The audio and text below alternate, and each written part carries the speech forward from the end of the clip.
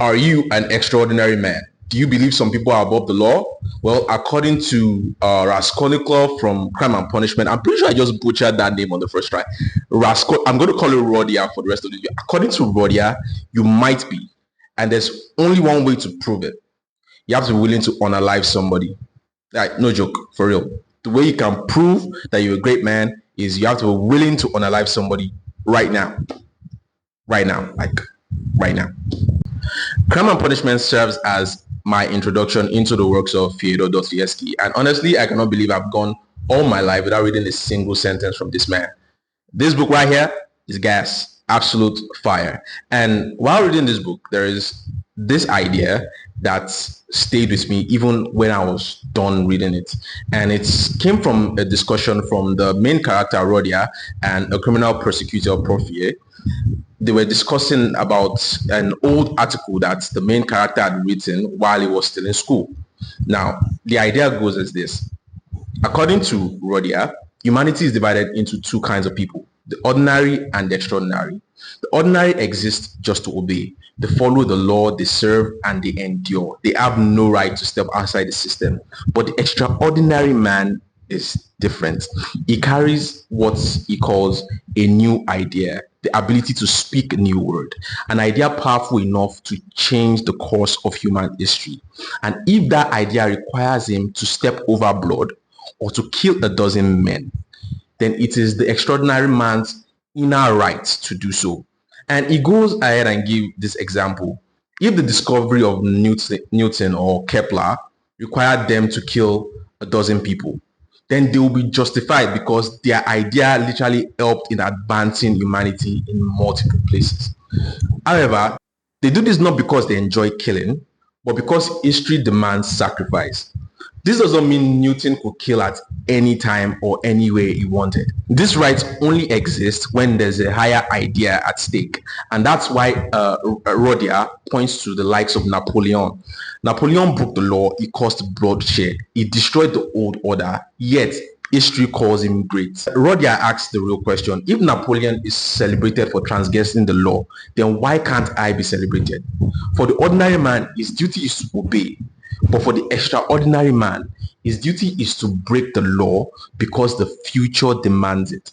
Honestly, this idea is so attractive.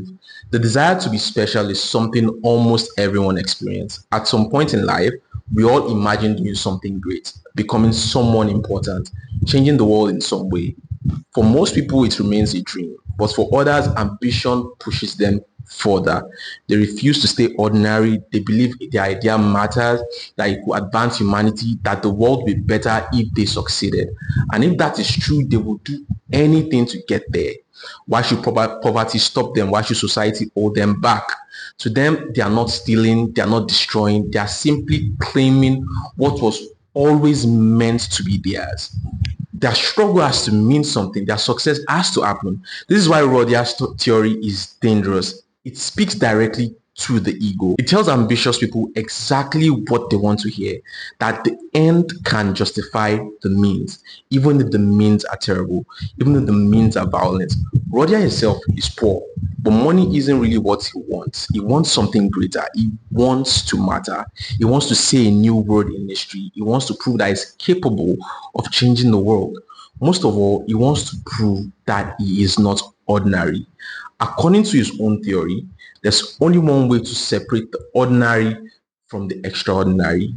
He must pass a test, and that test is brutal. According to Rodia's theory, the difference between an ordinary man and an extraordinary man is simple. The extraordinary man can step over blood if it's necessary for his idea. If he can do it without guilt, without hesitation, then he proves himself capable of greatness. A man like Napoleon, a man capable of speaking what Rodia calls new word. So Rodia decides to test himself. He chooses an old pawnbroker, a woman he despises. In his mind, she is useless to the society, a parasite who exploits the poor.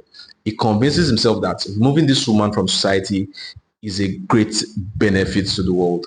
So he began planning a murder. He studies her routine. He knows she lives with her sister, who is often away in the evening. One day, Rodia visits the apartment under the pretense of pawning off his father's watch.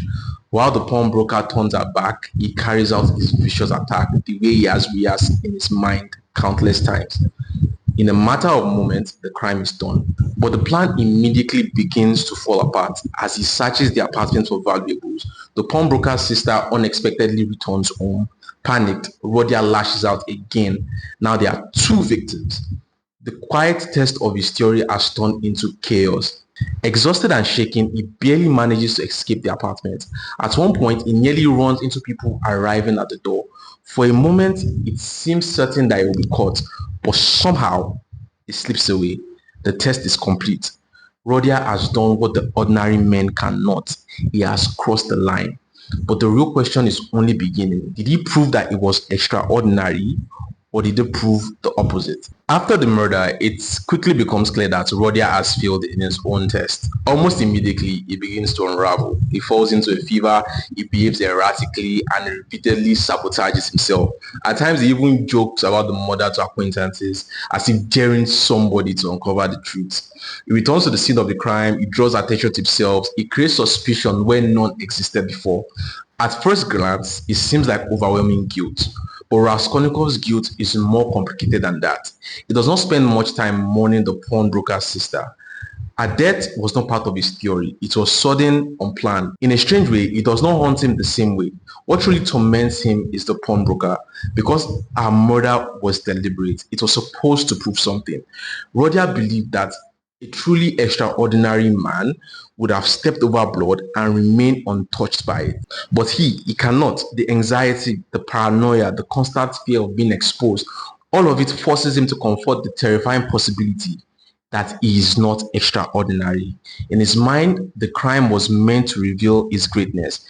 Instead, it exposes the collapse of his ego. He wanted to prove that he could speak the new word to the world.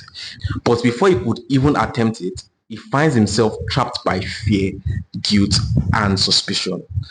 The test he designed to prove his superiority has done the opposite. It has shown him exactly what he didn't want to see, that he is ordinary. So what is Dostoevsky really saying? Through Rodia's failures, Dostoevsky challenged the idea that great men are above morality. The belief that certain people deserve the right to break moral laws simply because they believe that they are extraordinary is deeply dangerous. This is something that investigator Porfiry Petrovich understands immediately. Porfiry points out that theories like Rodia's can easily become tools for ego. If a person convinces himself that he is superior to others, any crime can suddenly be justified. Violence becomes progress. Cruelty becomes necessity, and murder becomes a step towards greatness. This is exactly why Porfiry begins to suspect Rodia almost immediately. You understand, the theory itself creates the perfect mindset for a crime.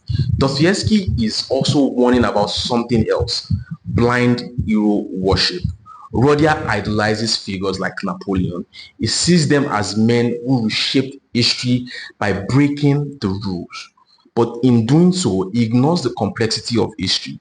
He reduces greatness to one single idea: power. Raskolnikov, Rodia, is not a general. He is not a ruler. He is a struggling former law student, isolated and desperate. Yet his ego pushes him to force reality to match his theory. That is what makes the idea so dangerous. When people worship great figures without questioning their action, they can begin to justify the terrible things in the name of greatness. In the end, Rodia's theory collapsed because it misunderstands something fundamental about human nature. No matter how powerful the idea is, no one can escape their conscience. Even though Crime and Punishment was written in the 19th century, the idea that Rodia believed in still appears today. We often see people who behave as if rules do not apply to them. Influencers sometimes act with a sense of entitlement, believing that popularity protects them from consequence. And in politics, leaders sometimes commit serious crime and still manage to hold on to power. What is more troubling is that society often forgives them. Scandals fade away, public outrage disappears, and the same behavior returns. In a strange way, this reflects the same idea that Rodia believed in, that certain people are somehow allowed to step beyond the rules, that their status, power, influence makes them different from everyone else. But Dostoevsky's stories warn us about this way of thinking. Once society begins to excuse the wrongdoing simply because someone is powerful or admired, it weakens the moral foundation that holds everybody accountable. And when that foundation weakens, the line between ordinary people and extraordinary ones become dangerous. Because suddenly anyone with enough ego can claim that they deserve the right to commit murder, that they deserve the right to be above the law. I could spend eternity talking about crime and punishment because this book explores a lot of concepts, primarily on morality and a lot of things that actually speak to me and how I view the world.